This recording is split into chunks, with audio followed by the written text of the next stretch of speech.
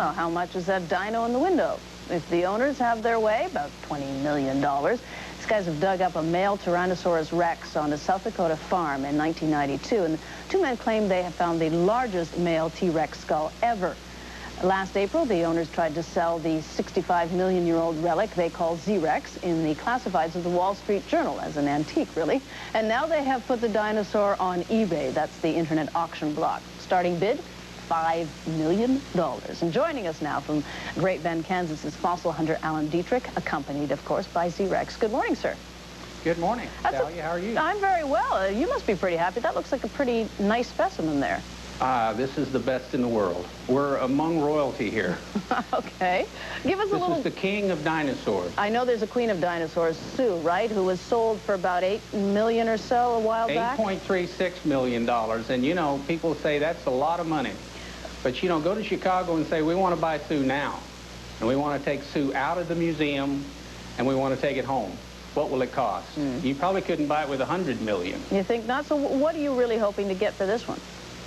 Well, we're going to let the world decide what this thing's worth.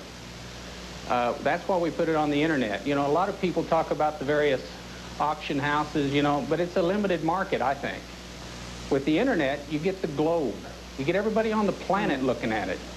And coming Independence Day, that's the final day of the sale, we're going to find out what Tyrannosaurus Rex is worth to the world. What kind of bids have you had so far?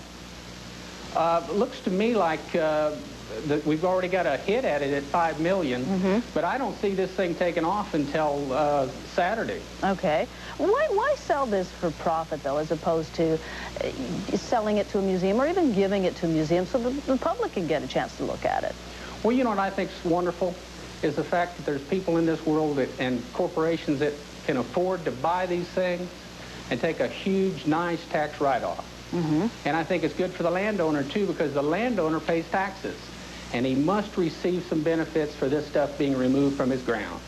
The scientific community has been given this stuff for the last 150 years. And because they've been given it, I mean, they don't like the idea of selling these things. And the reason is because they say they don't have any money. We're spending billions on space travel to Mars, but we don't have any money for the Earth, studying the Earth. I say that's wrong. I say paleontologists need a raise. Well, I'm sure they would agree with you. But again, still profit instead of science? Well, I think science is going to come along the way. You know, if we wouldn't have collected this specimen here, it would still be laying up there in the mountains. And people that hunt this material must be rewarded. If they're not going to be rewarded, why are they going to dig it? And people with the funds and the finances that can afford them need to buy them, put them in museums. I say there's billionaires out there, people that can afford to buy these things and put them in museums. Well, I guess we'll see with your auction. Let me just ask you one more question. That is, if you don't get somewhere near the $20 million, at least, that you think that Z-Rex is worth, what are you going to do? Are you going to give it to the highest bidder? We're going to have to. That's the commitment that you make when you put something in on the auction block.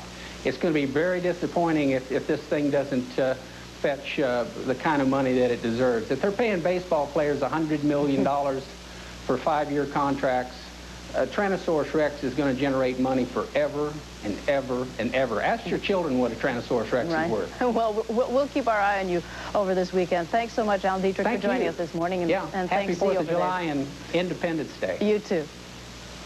Now, here's Russ.